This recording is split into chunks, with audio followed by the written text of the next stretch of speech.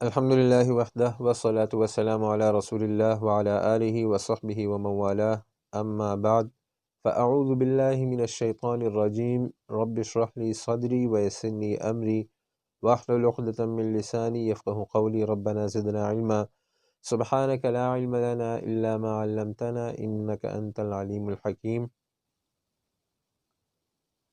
اصول قرآن کی بحث میں ہمارے پہلے قسم کے مقاصد جاری ہیں، اور اس میں ہم نے 3 مقاصد بیان کر دیے تھے: توحید، رسالت اور صدق و کتاب۔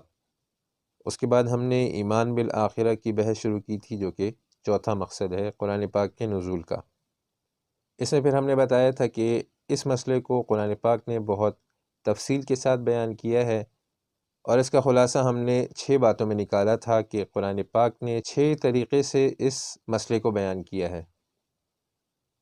3 طریقے ہم نے پچھلے درس میں بیان کر دیے تھے۔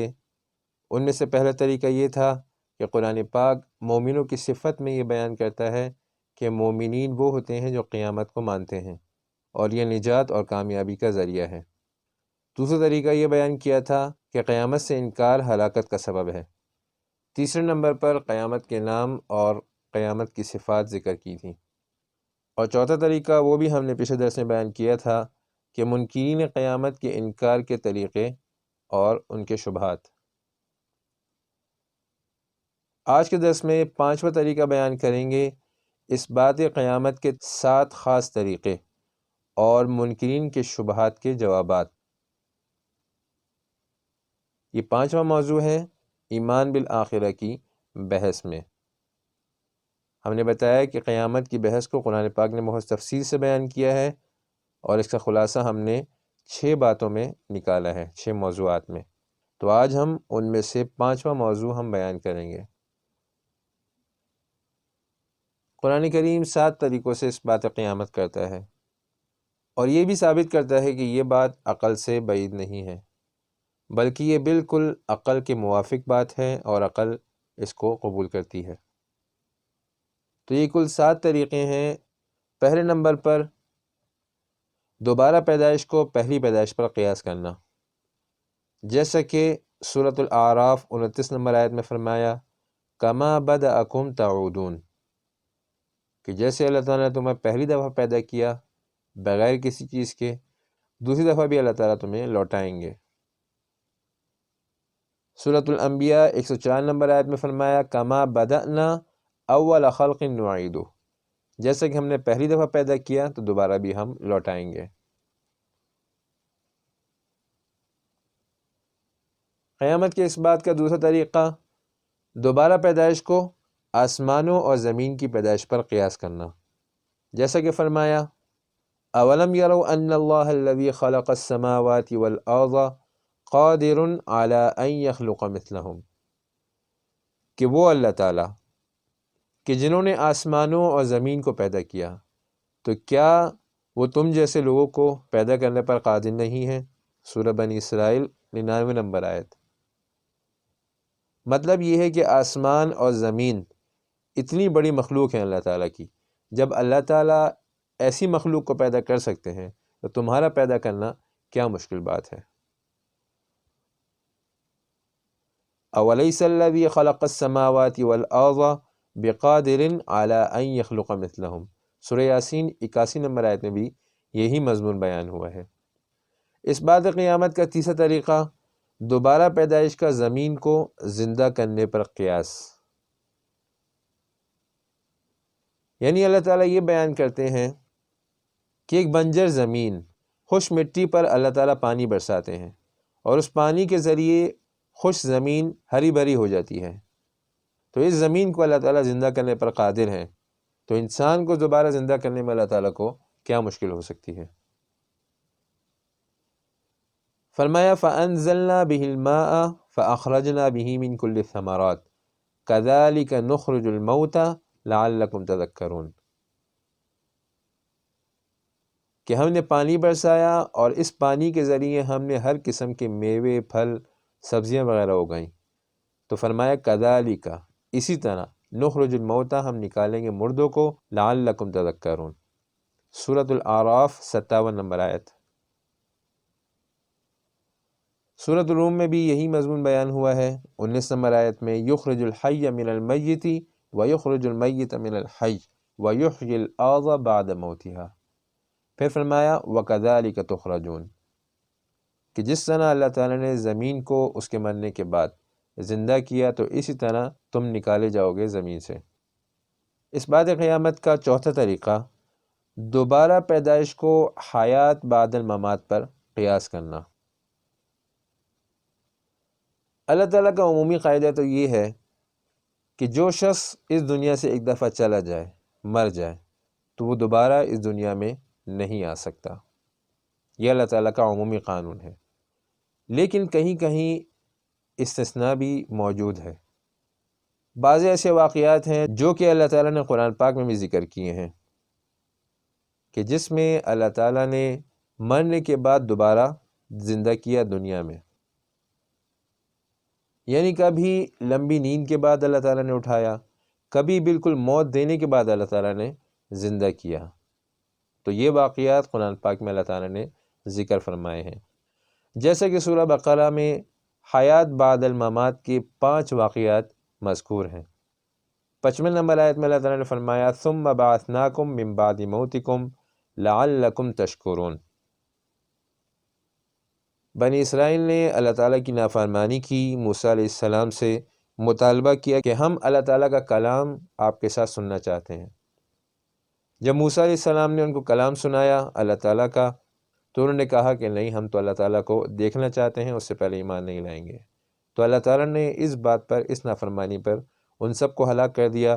اس کے بعد پھر موسیٰ علیہ السلام کی دعا کے نتیجے میں اللہ تعالیٰ نے دوبارہ ان کو زندہ کر دیا۔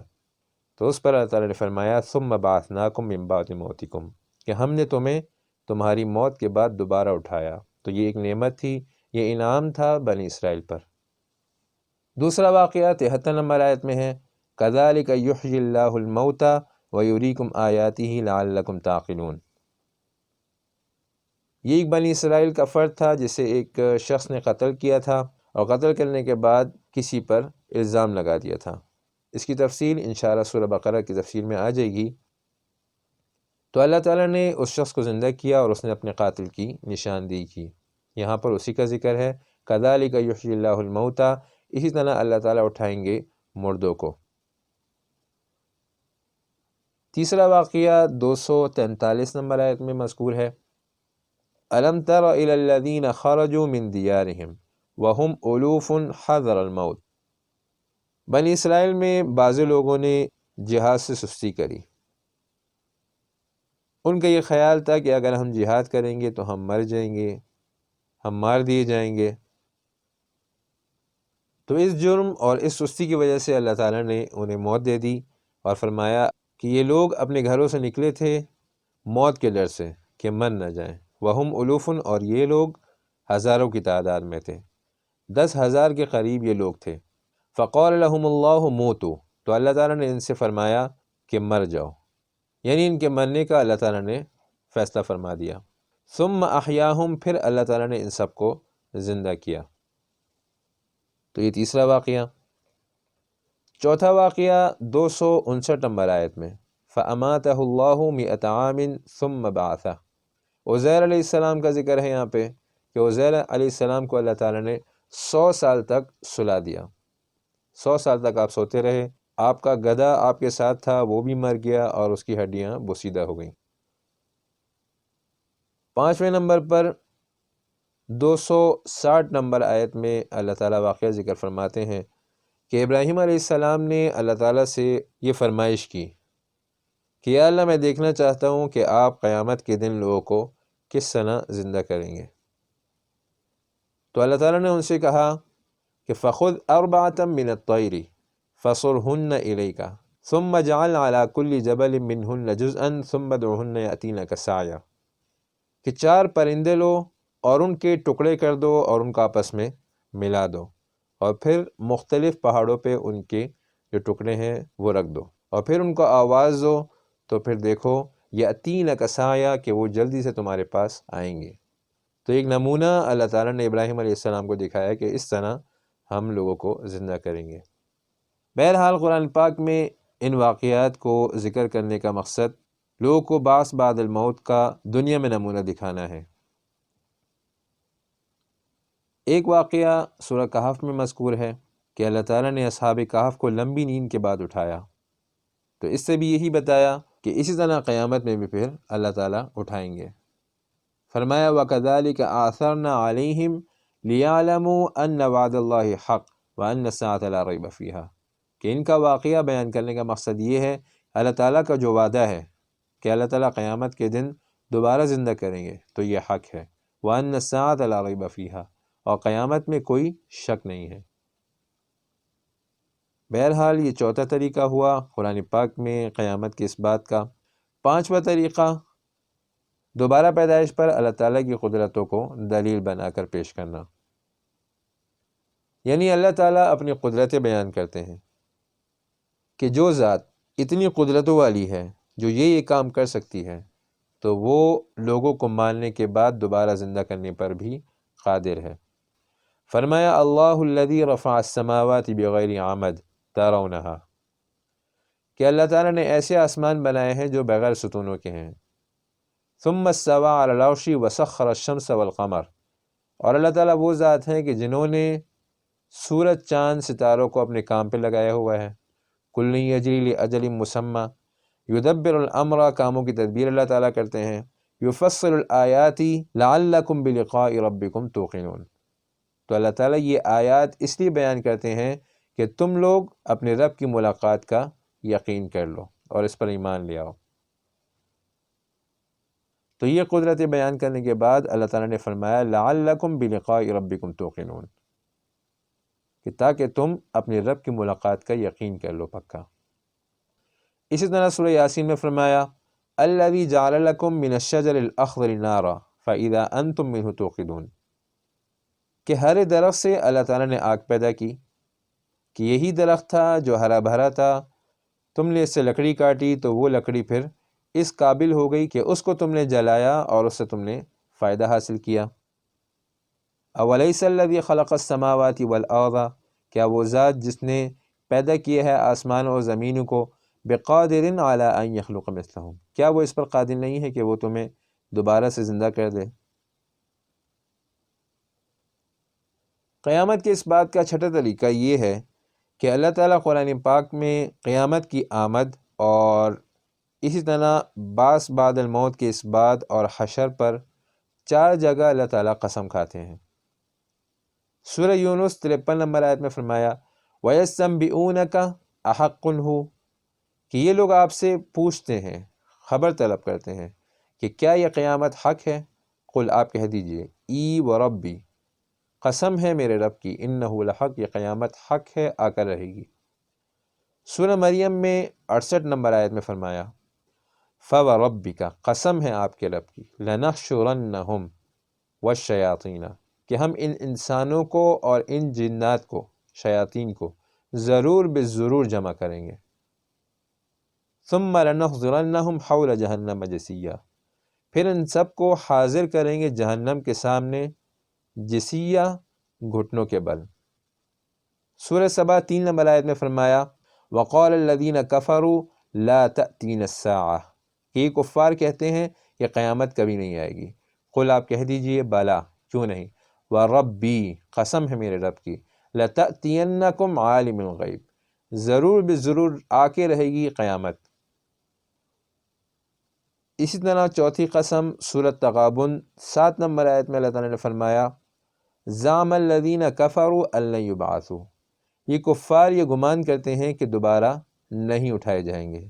قل، آپ کہہ دیجئے بلا، کیوں نہیں، وَرَبِّي، قسم ہے میرے رب کی، لَتُبْعَثُنَّ، ضرور بالضرور اٹھائے جاؤ گے تم لوگ، ثُمَّ لَتُنَبَّؤُنَّ بِمَا عَمِلْتُمْ، پھر اللہ تعالیٰ تمہیں خبر دیں گے، تمہارے اعمال تمہیں بتائیں گے جو کچھ تم کیا کرتے تھے۔ اس بات قیامت کا 7واں طریقہ، 7واں طریقہ یہ ہے کہ اللہ تعالیٰ قیامت کے بارے میں 16 قسم کے الفاظ ذکر کرتے ہیں۔ ان سب کا مقصد جو ہے، ان کا جو معنی بنتا ہے وہ لوٹنا بنتا ہے، رجوع، کہ اللہ تعالیٰ کی طرف لوٹائے جاؤ گے، اللہ تعالیٰ کی طرف واپس کیے جاؤ گے۔ تو پہلے نمبر پر رجوع کا لفظ ہے، یہ لفظ اللہ تعالیٰ نے قرآن پاک میں 51 دفعہ استعمال کیا ہے، ثم الیہ ترجعون، کہ پھر اللہ تعالیٰ کی طرف ہی لوٹائے جاؤ گے۔ دوسرے نمبر پر لفظ رد، یہ لفظ اللہ تعالیٰ نے 8 دفعہ استعمال فرمایا ہے، ثم ردوا الی اللہ، کہ پھر اللہ تعالیٰ کی طرف لوٹائے جاؤ گے۔ لفظ حشر، یہ 32 دفعہ اللہ تعالیٰ نے استعمال فرمایا ہے، وَاعْلَمُوا أَنَّكُمْ إِلَيْهِ تُحْشَرُونَ، کہ جان لو کہ تم لوگ اللہ تعالیٰ کی طرف ہی جمع کیے جاؤ گے۔ لفظ جمع، یہ 11 دفعہ استعمال ہوا ہے، فَكَيْفَ إِذَا جَمَعْنَاهُمْ لِيَوْمٍ لَا رَيْبَ فِيهِ، کہ ایک ایسے دن کے لیے ہم انہیں جمع کریں گے کہ جس میں کوئی شک نہیں۔ 5ویں نمبر پر لفظ بعث، یہ 31 دفعہ استعمال ہوا ہے، ثم انکم یوم القیامت تبعثون، کہ قیامت کے دن تم لوگ ضرور اٹھائے جاؤ گے۔ لفظ بعثر، یہ لفظ 2 دفعہ استعمال ہوا ہے، وَإِذَا الْقُبُورُ بُعْثِرَتْ۔ لفظ نفخ فی الصور، یہ لفظ 12 دفعہ استعمال ہوا ہے، وَنُفِخَ فِي الصُّورِ فَجَمَعْنَاهُمْ جَمْعًا، کہ جب سور پھونکی جائے گی تو ہم ان سب کو جمع کریں گے۔ 8ویں نمبر پر لفظ اعادہ، یہ لفظ 12 دفعہ استعمال ہوا ہے، جیسے کہ فرمایا کما بدأنا اول خلق نعیدہ، کہ جیسے ہم نے ان کو پہلی دفعہ پیدا کیا تو دوبارہ بھی ہم لوٹائیں گے۔ 9ویں نمبر پر لفظ لقاء، یہ لفظ 35 دفعہ استعمال ہوا ہے، الذین یظنون انہم ملاقو ربہم وانہم الیہ راجعون، مومنوں کے بارے میں فرمایا کہ یہ وہ لوگ ہیں کہ جو اپنے رب کی ملاقات کا یقین رکھتے ہیں، عقیدہ رکھتے ہیں، وانہم الیہ راجعون، اور یہ لوگ اللہ تعالیٰ کی طرف لوٹائے جائیں گے۔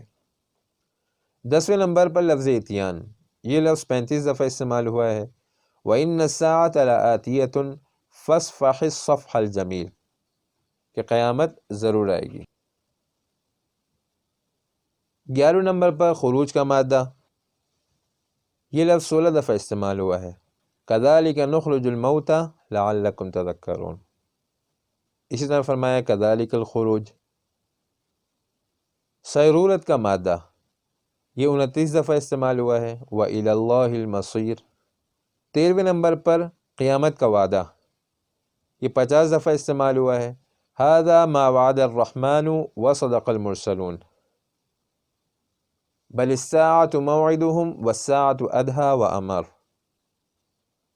14ویں نمبر پر لفظ احیاء بعد الموت، یہ 16 دفعہ استعمال ہوا ہے، إِنَّا نَحْنُ نُحْيِي الْمَوْتَى وَنَكْتُبُ مَا قَدَّمُوا وَآثَارَهُمْ۔ 15ویں نمبر پر قیامت کے نزدیک ہونے کی خبر، یہ 7 دفعہ ہے، اقتربت الساعة وانشق القمر۔ 16ویں نمبر پر قیامت کے قائم ہونے کی خبر، یہ 13 دفعہ ہے، ربنا اغفر لی ولوالدی وللمؤمنین یوم یقوم الحساب، کہ جس دن حساب کتاب قائم ہوگا، تو یہاں پر قیامت کے قائم ہونے کی خبر۔ اسی طرح فرمایا وَلِمَنْ خَافَ مَقَامَ رَبِّهِ جَنَّتَانِ۔ تو یہ ہماری قیامت کی بحث کی 5ویں بات تھی۔ 6واں موضوع قیامت کے حالات اور ہیبتیں، یہ موضوع بھی اللہ تعالیٰ نے بہت تفصیل سے بیان فرمایا ہے قرآن پاک میں، مختلف صورتوں میں۔ قرآن کریم نے قیامت کے حالات اور ہیبتیں 54 صورتوں میں تفصیل سے بیان کیے ہیں۔ سورہ بقرہ 48 نمبر آیت میں ہے کہ اللہ تعالیٰ فرماتے ہیں کہ دنیا میں نجات کے جو 4 طریقے ہیں، قیامت کے دن ان طریقوں کو اختیار کر کر کوئی انسان نہیں بچ سکتا۔ فرمایا وَاتَّقُوا يَوْمًا لَا تَجْزِي نَفْسٌ عَن نَفْسٍ شَيْئًا، کہ ڈرو اس دن سے کہ جس دن کوئی نفس کسی نفس کو نہیں چھڑا سکے گا، نہیں فائدہ دے سکے گا، وَلَا يُقْبَلُ مِنْهَا شَفَاعَةٌ، اور جس دن کوئی سفارش قبول نہیں کی جائے گی، وَلَا يُؤْخَذُ مِنْهَا عَدْلٌ، اور جس دن کوئی بدل نہیں لیا جائے گا، وَلَا هُمْ يُنصَرُونَ، اور جس دن ان کی کوئی مدد نہیں کی جا سکے گی۔ تو یہاں پر 4 چیزیں مذکور ہیں۔ کہ جنہیں اختیار کر کے دنیا میں انسان بچ جاتا ہے۔ نفس عن نفس، کہ ایک شخص دوسرے شخص کا عوض بن جاتا ہے۔ دوسرے نمبر پر شفاعت، سفارش کے ذریعے کوئی انسان بچ جاتا ہے۔ تیسرے نمبر پر کسی جرمانے کے ذریعے، مال کے ذریعے انسان بچ جاتا ہے۔ چوتھے نمبر پر کسی کے کوئی دوست ہوتے ہیں، کوئی طاقتور قوت ہوتی ہے جو اسے چھڑا لیتی ہے۔ تو قیامت کے دن یہ چاروں طریقے اختیار نہیں کیے جا سکیں گے، اور ان چاروں طریقوں کا کوئی فائدہ کسی کو نہیں پہنچے گا۔ سورہ یونس 45 نمبر آیت میں فرمایا کہ انتہائی ہیبت کی وجہ سے انسان کو اپنی دنیاوی عمر 1 گھنٹہ لگے گی، کہ گویا میں نے صرف 1 گھنٹہ ہی دنیا میں گزارا۔ وَيَوْمَ يَحْشُرُهُمْ كَأَن لَّمْ يَلْبَثُوا إِلَّا سَاعَةً مِّنَ النَّهَارِ، کہ جس دن اللہ تعالیٰ لوگوں کو اٹھائیں گے ان کی قبروں سے، تو انہیں لگے گا کہ انہوں نے نہیں گزارا مگر 1 گھنٹہ۔ سورہ ہود میں فرمایا یوم یأتی لا تکلم نفس الا بإذنہ، 105 نمبر آیت، کہ اس دن کوئی شخص بات نہیں کر سکے گا مگر اللہ تعالیٰ کے حکم سے۔ سورہ طٰہٰ میں ہے وَخَشَعَتِ الْأَصْوَاتُ لِلرَّحْمَٰنِ فَلَا تَسْمَعُ إِلَّا ہَمْسًا، کہ آوازیں خاموش ہو جائیں گی رحمان کے لیے۔ سورہ بقرہ میں فرمایا وَتَقَطَّعَتْ بِهِمُ الْأَسْبَابُ، کہ ان کے تعلقات ختم ہو جائیں گے، تمام تعلقات ختم ہو جائیں گے، رشتہ داروں کے، دوستوں کے، باطل معبودوں کے، اپنے عابدین سے، اور اسی طرح ہر کسی کے تعلقات اس دن ختم ہو جائیں گے۔ سورہ ابراہیم 31 نمبر میں اور اسی طرح سورہ زخرف میں بھی فرمایا کہ اس دن دوستیاں نہ رہیں گی۔ یوم لا بیع فیہ ولا خلال، کہ اس دن کوئی خرید و فروخت، کوئی تجارت اور کوئی دوستی نہیں ہوگی۔ سورہ مؤمنون 25 نمبر آیت میں فرمایا فلا انساب بینہم، کہ ان کے درمیان کوئی نسب نہیں ہوں گے، تمام رشتہ داریاں، تمام نسب اس دن ختم ہو جائیں گے۔ سورہ شعراء 88 نمبر میں ہے کہ مال اور اولاد کوئی کام نہیں آئیں گے۔ یوم لا ینفع مال ولا بنون، کہ اس دن کوئی مال کام نہیں آئے گا، کوئی بچے اس دن کام نہیں آئیں گے۔ سورہ روم 43 نمبر میں ہے یومئذ یصدعون، کہ سب جدا جدا ہو جائیں گے۔ سورہ بس میں ہے کہ رشتہ دار ایک دوسرے سے بھاگیں گے۔ یوم یفر المرء من اخیہ، کہ انسان اپنے بھائی سے بھاگے گا، وامہ وابیہ، اپنی ماں اور اپنے باپ سے بھاگے گا، وصاحبتہ وبنیہ، اپنی بیوی اور اپنے بچوں سے بھاگے گا، کہ کہیں یہ لوگ مجھ سے کوئی سوال نہ کر لیں میرے نیکی کا۔ سورہ مریم 84 نمبر میں ہے کہ مجرم لوگ جہنم کی طرف پیاسے جائیں گے۔ قیامت کا دن بہت ہولناک اور ہیبت ناک دن ہوگا۔ اس دن ایک ہیبت یہ ہوگی، اس دن سب پیاسے ہوں گے۔ مرنے کے بعد قبر میں پورا عرصہ انسان پیاسا رہے گا۔